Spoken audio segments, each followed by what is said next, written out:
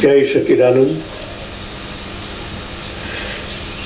पहले बताया अहिक सुख के बाबत में शक्तिपात से अहिक कर्मों के बंधन कटते हैं।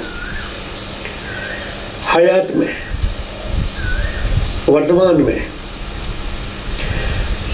और आने वाले भविष्य में जो कर्म है वो तमाम जल जाते हैं। ये शास्त्र वचन है।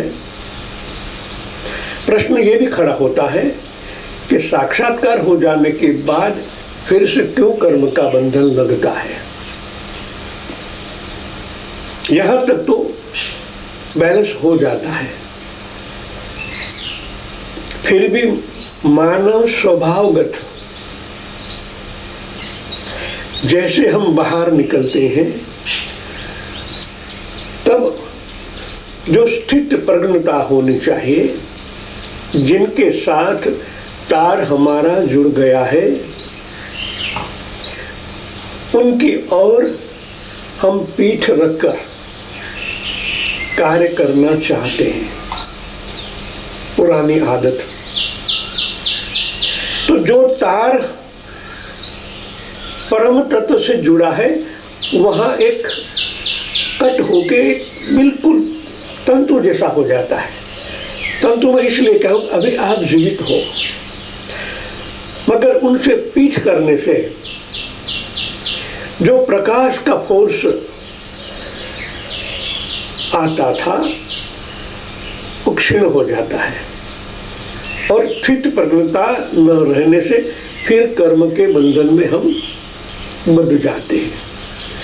जिस तरह गर्मी में घास फूस सूख जाता है, हमें ऐसा लगता है ये घास गया। जैसे ही बारिश आती है फिर से पगने लगता है। ऐसे ही जब कर्म करते हैं तब स्थित प्रज्ञता को भूल जाते हैं कि ये देह में परम तत्व है। इनको सतत स्मरण करना। अब प्रॉब्लम ये होता है कि मन दो जगह नहीं रह सकता। कार्य करेंगे तो अंदर के कार्यकर्ता भूल जाएंगे।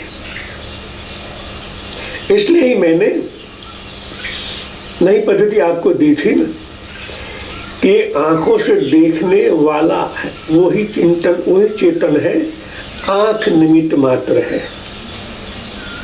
जैसे निमित्त बनोगे वो इतना शक्तिशाली है कि आर पार होके वहां वो प्रकट होगा। तो अहिक सुख की प्राप्ति परमानेंट हो जाएगी। न हम करता हरि करता। और बाद में परमार्थिक महायोग की सिद्धि बताई है। परमार्थिक का मतलब यहाँ गहराई से लेना है। आप एक लेवल पर तो आ गए हो, मगर परमार्थिक खाली परम शब्द उपयोग किया होता अलग बात थी। यह परमार्थिक शब्द का उपयोग कहा गया है, किया गया है। जब आप अपने शरीर में बद्ध थे,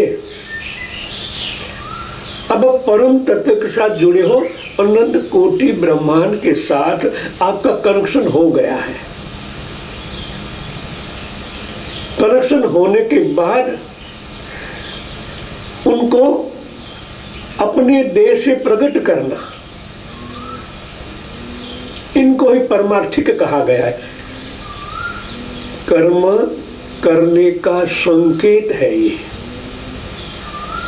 अगर विराट की दृष्टि से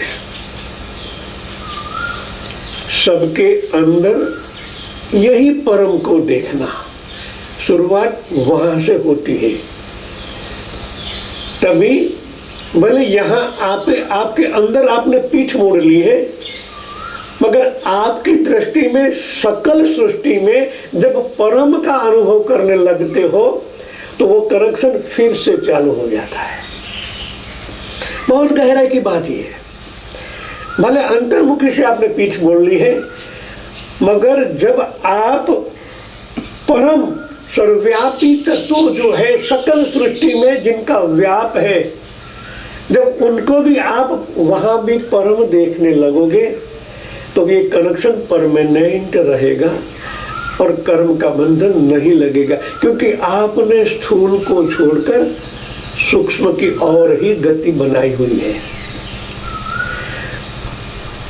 ऐसा ही हमारे जो सिद्ध महात्मा लोग हैं, जो साक्षात्कारी है, उन्होंने यही टेक्निक अपनाई थी, तभी वो कर्म करते हुए भी कर्म के बंधन से मुक्त हो गए थे।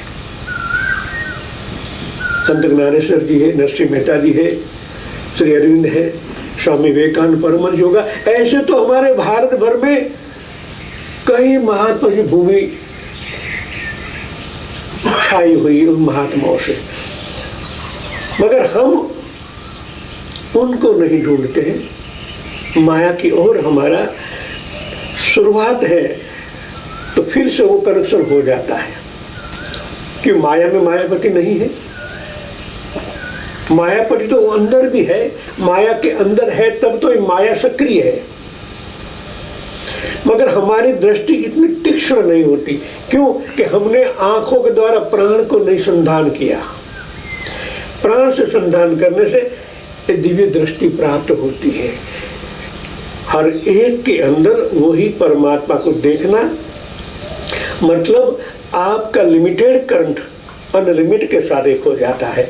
आपकी दिव्य दृष्टि लिमिट से अनलिमिट हो जाती है। हर एक के अंदर परमात्मा देखना मतलब उनके साथ संधान होना। यहाँ बैठे बैठे अमेरिका, प्राण तो सर्वव्यापी है, उनका कनेक्शन हो जाने से आप वहाँ भी वही दृष्टि के द्वारा वहाँ का दृश्य देख सकते हो। संकेत तो ये बात का है, मगर हम उनको समझते नहीं, इसलिए उनके साथ सतत तार जोड़ना है, जो मीडिया है। मीडिया माने गुरु तत्व। तो आपकी बैटरी को परमानेंट चार्ज रखेंगे। जिस तरह मोबाइल में 24 घंटे में एक बार चार्ज करना पड़ता है। आप चार्ज हो गए, मान लेते हाँ पूरा हो गया, नहीं ये तो धीरे धीरे फिर भी कट जाएगी, क्योंकि लिमिट में है। अभी परमानेंट अहम ब्रह्मास्मि नहीं हुआ है, वहां तक चार्ज करना ही पड़ता है। और आगे जय श्री राम।